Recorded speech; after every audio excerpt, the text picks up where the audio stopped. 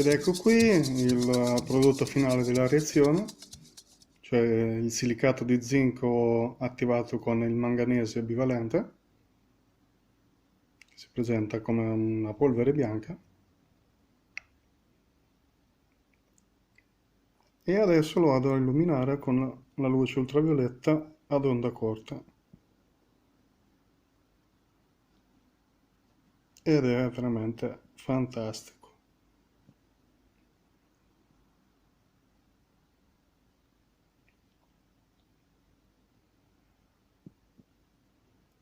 Al buio poi è visibile la luminescenza, il perdurare della luminescenza una volta terminata l'eccitazione, perché appunto questo è un fenomeno di fosforescenza, quindi ha un tempo di decadimento abbastanza lungo.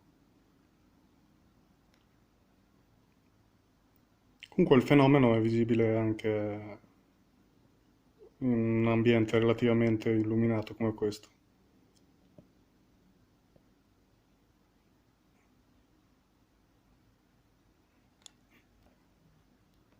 Ecco, se provo a illuminare di lato non succede nulla perché il vetro non lascia passare la radiazione ultravioletta ad onda corta.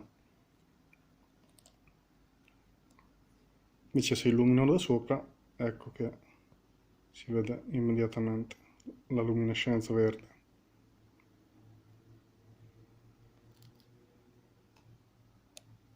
Ok,